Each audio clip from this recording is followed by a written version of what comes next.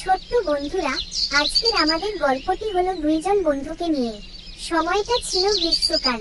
দুইজন বন্ধুর নাম রহিম ও রাতুল। রাতুল বিকেলে খেলার মাঠে অন্য সব বাচ্চাদের সাথে খেলছিল। খেলা শেষ করে সে বাড়ি ফেরার পথে রহিমের দেখা পায়। তখন সে রহিমকে বলে, চলো তোমাকে আজ একটি বিশেষ জায়গাতে নিয়ে যাব। রহিম বন্ধুর কথায় সাড়া দিয়ে তার সাথে যায়। সেখানে গিয়ে দেখে রাতুল তাকে একটি আম বাগানের মাঝে নিয়ে এসেছে। রাতুল তাকে বলে, জানো এই বাগানের আমগুলো ভীষণ মিষ্টি। আমি কালকে অনেকগুলো আম পেড়ে নিয়ে গিয়েছিলাম। চলো আজকেও পারি। তখন রহিম বলে, তুমি মোটেই ভালো কাজ করনি বন্ধু। তুমি কি জানো না পবিত্র কুরআন মজিদের সূরা আল হুজুরাতে বলা হয়েছে, নিশ্চয়ই আল্লাহ জানেন আসমানসমূহ ও পৃথিবীর অদৃশ্য বিষয়াবলী, আর আল্লাহ তোমরা যা কর তা তিনি দেখেন। তাই আমাদের কখনো উচিত নয় কারো বিনানুমতিতে তার জিনিস স্পর্শ করা।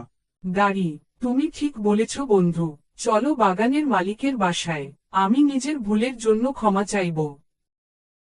তারা দুই বন্ধু মিলে বাগানের মালিকের বাসায় যায় এবং পুরো ঘটনা খুলে বলে। বাগানের মালিক তাদের সততা দেখে ভীষণ খুশি হয় এবং তাদের বলে, তোমাদের সততা দেখে আমি ভীষণ খুশি হয়েছি।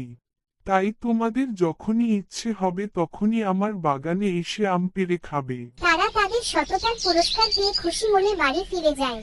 ছোট্ট বন্ধুরা, পরিশেষে গল্পটি থেকে আমরা শিখলাম যে সততা সর্বদা পুরস্কৃত হয়। নিজের দোষ স্বীকার করা মহৎ গুণ, যা মানুষের হৃদয় জয় করে। আমাদের সব সময় সততার সাথে সব কাজ করতে হবে, তবেই আল্লাহ তাআলা আমাদের উপর খুশি হবেন।